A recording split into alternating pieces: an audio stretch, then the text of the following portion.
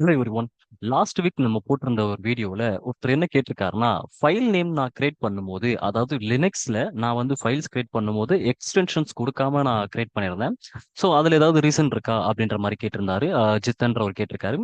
So ஆக்சுவலாக இதுக்கு answer என்னன்னு கேட்டிங்கன்னா, ஃபைல் நேம் கொடுக்கறதுக்கு லினக்ஸை பொறுத்தவரையும் the answer is extensions are not important to the Linux. லினக்ஸ்க்கு நீங்கள் எக்ஸ்டென்ஷன்ஸ் கொடுக்கணும் அவசியம் கிடையாது. பட் என்ன கேட்டிங்கன்னா, லினக்ஸுக்கும் நீங்க எக்ஸ்டென்ஷன்ஸ் கொடுத்து ஃபைல் கிரியேட் பண்றது தான் as per good for advice. நான் வந்து ஃபர்ஸ்ட் இனிஷியல் லேர்னிங் ஸ்டேஜிங்காக நான் வந்து எக்ஸ்டென்ஷன்ஸ் கொடுக்காம நான் போட்டிருந்தேன். ஸோ நம்ம போக போக அதையே ஒரு தனி சாப்டரா நான் ஒன்று நடத்தலான் இருந்தேன் எக்ஸ்டென்ஷன்ஸ் பத்தி. ஸோ அதை நான் இப்போதைக்கு நான் அதை எக்ஸ்பிளைன் பண்றேன். ஃபர்ஸ்ட் ஆஃப் ஆல், ஃபைல் எக்ஸ்டென்ஷன்னா என்ன அப்படின்றத நம்ம தெரிஞ்சுக்கணும். ஸோ ஃபைல் எக்ஸ்டென்ஷன் அப்படின்னா என்னன்னு தெரிஞ்சுக்கணும். ஸோ ஃபைல் எக்ஸ்டென்ஷனா என்னன்னு கேட்டிங்கன்னா, உங்களோட ஃபைல் என்ன டைப்புன்றத ஐடென்டிஃபை பண்றதுக்காக யூஸ் ஆகுறது தான் ஃபைல் எக்ஸ்டென்ஷன் சொல்றாங்க. அதாவது நம்மளோட ஃபைல்னா என்ன, நம்ம வந்து டெக்ஸ்ட் ஃபைல் வச்சிருப்போம், ஸ்கிரிப்ட் வச்சிருப்போம், இமேஜஸ் வச்சிருப்போம், ஆடியோ வச்சிருப்போம், அந்த மாதிரி நிறைய ஃபைல்ஸ் வச்சிருக்கோம் பாத்தீங்களா. அந்த ஃபைல்ஸ் எல்லாமே வந்து நம்ம சிஸ்டம் கிட்ட கம்யூனிகேட் பண்றோம். அட் த சேம் டைம் சிஸ்டமும் நம்ம கிட்ட கம்யூனிகேட் பண்ணுது. ஸோ MP4 ஃபைல்னா இது வந்து ஒரு வீடியோ ஃபைலுங்க அப்படின்னு சொல்லிட்டு சிஸ்டம் நம்ம கிட்ட சொல்லுது. அதே மாதிரி நான் வந்து அந்த ஒரு ஃபைலை வந்து கிரியேட் பண்ணும்போது .txt வச்சு கிரியேட் பண்ணனா அந்த ஃபைல் சிஸ்டம் கிட்ட நான் சொல்றேன் இது வந்து டெக்ஸ்ட் ஃபைல் அப்படின்னு சொல்றேன். ஸோ அந்த மாதிரி நிறைய எக்ஸ்டென்ஷன்ஸ் இருக்கு. நான் வந்து கொஞ்சம் எனக்கு தெரிஞ்ச எக்ஸ்டென்ஷன்ஸ் நான் கொடுக்குறேன் பாருங்க. நீங்க வந்து ஒரு டெக்ஸ்ட் ஃபைல் கிரியேட் பண்றதா இருந்தா அதுக்கு நீங்க என்னென்ன எக்ஸ்டென்ஷன்ஸ் எல்லாம் யூஸ் பண்ணலாம்னு பாத்தீங்கன்னா, .txt யூஸ் பண்ணலாம். அதாவது ஒரு ஃபைலோட எண்டிங், அதாவது ஆஃப்டர் டாட் நீங்க ஃபைல் நேம் கொடுத்து முடிச்சதுக்கு அப்புறம் ஃபைலோட எண்டிங்ல .txt அப்படின்னு சொல்லி கொடுக்கலாம்.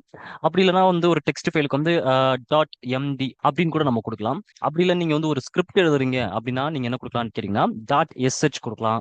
அதுக்கப்புறம் வந்து நீங்க பைத்தான் ஸ்கிரிப்ட் எழுதுறதா இருந்தா நீங்க .py கொடுக்கலாம். இதுவே வந்து ஒரு கம்ப்ரஸ்டு ஃபைலா இருந்தா, ஸோ வந்து கம்ப்ரஸ்டு ஃபைல் வச்சிருப்பாங்க பார்த்திருப்பீங்க, அந்த மாதிரியான ஆப்ஜெக்டா இருந்தா அதுக்கு நீங்க என்ன கொடுக்கலாம்னு கேட்டீங்கன்னா .zip ஃபைல் அப்படின்னு சொல்லி கொடுக்கலாம். அதே மாதிரி டார் அப்படின்னு சொல்லி வரும், tar.gz அப்படின்னு சொல்லிட்டு கன்சிப் அப்படின்னு சொல்லிட்டுலாம் வரும். ஸோ இது எல்லாமே எக்ஸ்டென்ஷன்ஸ். இப்போ நீங்க வந்து ஒரு இமேஜஸ் பார்த்தீங்கன்னா அதுக்கு ஒரு எக்ஸ்டென்ஷன்ஸ் பார்த்துருப்பீங்க. அதுக்கு என்ன எக்ஸ்டென்ஷன் கேட்டீங்கன்னா .jpg பார்த்துருப்பீங்க, அப்புறம் .png பார்த்துருப்பீங்க. இதெல்லாம் வந்து இமேஜஸ்ல வரக்கூடிய எக்ஸ்டென்ஷன்ஸ். ஒரு ஆடியோ ஃபைலா இருந்தா அதுக்கு வந்து நம்ம என்ன கொடுக்கலாம், என்ன கொடுத்துருப்பாங்கன்னு கேட்டீங்கன்னா MP3 இருக்கும், அதுக்கப்புறம் .wave இருக்கும். ஸோ இதெல்லாம் ஆடியோக்கு வரும். அதுக்கப்புறம் வீடியோ ஃபைலாக இருந்தால் உங்களுக்கு வந்து .mp4 வரும், அதுக்கப்புறம் .mkv வரும், அதுக்கப்புறம் வந்து .av ஃபைல் வரும். ஸோ இதெல்லாம் வீடியோக்கு வரும். அதுக்கப்புறம் ஒருவேளை எக்ஸிக்யூட்டபிள் ஃபைலாக இருந்தால் நீங்கள் வந்து அந்த ஃபைலை வந்து எக்ஸிக்யூட்டபிள் பண்ணுறதா இருந்தீங்கன்னா அதுக்கு நீங்கள் வந்து .out ஃபைல் வரும். ஸோ இது வந்து ரியல் டைமில் ஆஃபீஸ் ஒர்க் பண்ணும்போது உங்களுக்கு தெரியும். .out ஃபைல் வரும், .bin ஃபைல் வரும். ஸோ இந்த மாதிரி நிறைய எக்ஸ்டென்ஷன்ஸ் இருக்கு.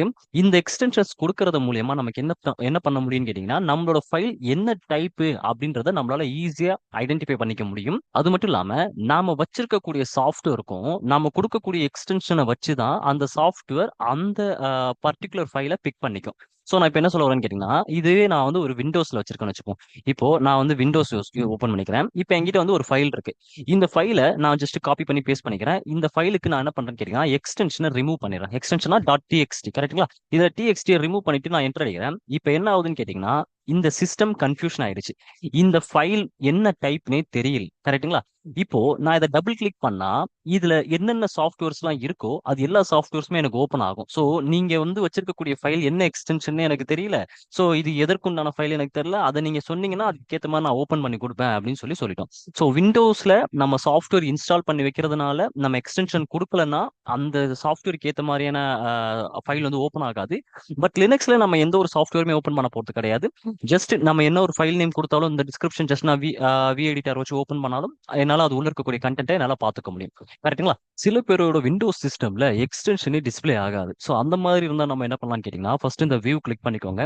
அந்த வியூவில் கிளிக் பண்ணிட்டு கீழே இங்கே ஷோ இருக்கு பார்த்தீங்களா, இதை கிளிக் பண்ணீங்கன்னா உங்களுக்கு வந்து ஃபைல் நேம் எக்ஸ்டென்ஷன்ஸ் பார்த்தீங்களா, இதை கிளிக் மார்க் பண்ணி விடணும். ஸோ ப்ரீவியஸாக உங்களுக்கு எப்படி இருந்திருக்கும்னா இந்த மாதிரி இருக்கும். ஸோ ஃபைல் நேமோட எந்த எக்ஸ்டென்ஷனுமே இருக்காது. அந்த டைம்ல நீங்க அந்த டைப்பை வச்சு கண்டுபிடிக்கலாம். ஸோ ஸ்டில் அதுவும் நீங்க வந்து எனேபிள் பண்ணியிருந்தா தான் அந்த டைப்பும் வரும். ஏன்னா நம்ம இது வந்து ரைட் கிளிக் பண்ணி இங்க இந்த டைப் இருக்கு பாத்தீங்களா, இது டிசேபிள் இருந்துச்சுன்னா அந்த டைப்பும் தெரியாது. அப்ப நம்ம எப்படி இதுல இருக்கக்கூடிய எக்ஸ்டென்ஷன்ஸ் கண்டுபிடிக்கிறோம்னா அந்த மாதிரி, அதாவது வியூல போயிட்டு ஷோ போங்க, ஷோ போயிட்டு இங்க ஃபைல் நேம் எக்ஸ்டென்ஷன்ஸ் இருக்கு பாத்தீங்களா, இதை கிளிக் பண்ணீங்கன்னா உங்களுக்கு ஒரு ஒரு ஃபைலுக்கும் உண்டான எக்ஸ்டென்ஷன்ஸ் நமக்கு தெரியும். ஸோ ஃபைனலா இதோட சம்மரி என்னன்னு கேட்டீங்கன்னா, விண்டோஸா இருந்தீங்கன்னா நீங்க வந்து எக்ஸ்டென்ஷன்ஸ் கொடுத்தாதான் அந்த சாஃப்ட்வேரால அந்த ஃபைல் அண்டர்ஸ்டாண்ட் பண்ணிக்க முடியும். லினக்ஸா இருந்தா அந்த எக்ஸ்டென்ஷன்ஸ் கொடுக்கலனாலும் இல்லைனாலும் பரவாயில்ல, அது ஒர்க் அவுட் ஆகும். பட் ஸ்டில் லினக்ஸ்லயும் நீங்க வந்து எக்ஸ்டென்ஷன்ஸ் கொடுத்து கிரியேட் பண்றது தான் as per good for advice. Because நீங்க வந்து ஒரு பைத்தான் ஸ்கிரிப்ட் நீங்க வச்சிருந்தீங்கன்னா அந்த ஸ்கிரிப்ட் நம்ம எழுதக்கூடியதை வந்து பைத்தான் லாங்குவேஜ்ல நம்ம எழுதியிருக்கோம்னு சொல்லிட்டு நம்ம எக்ஸ்டென்ஷன்ஸ் கொடுத்தாதான் ஈவன் லினக்ஸா இருந்தாலுமே அது எக்ஸிக்யூட்டபிள் ஆகும். ஓகேங்களா? தேங்க்யூ சித்தன், இந்த கொஸ்டின் நீங்க கொண்டுட்டு வந்ததுக்கு. இந்த வீடியோ உங்களுக்கு பிடிச்சிருந்துச்சுன்னா இந்த வீடியோக்கு ஒரு லைக் போடுங்க. இதே மாதிரி உங்களுக்கு வேற ஏதாவது டவுட்ஸ் இருந்துச்சுன்னா என்னோட கமெண்ட் செக்ஷன்ல போடுங்க. ஒருவேளை எனக்கு அதுக்கு ஆன்சர் தெரிஞ்சிச்சுன்னா கண்டிப்பா நான் அதுக்கு உங்களுக்கு ஹெல்ப் பண்றேன். தேங்க்யூ ஃபார் வாட்சிங் this video. Please hit the subscribe button.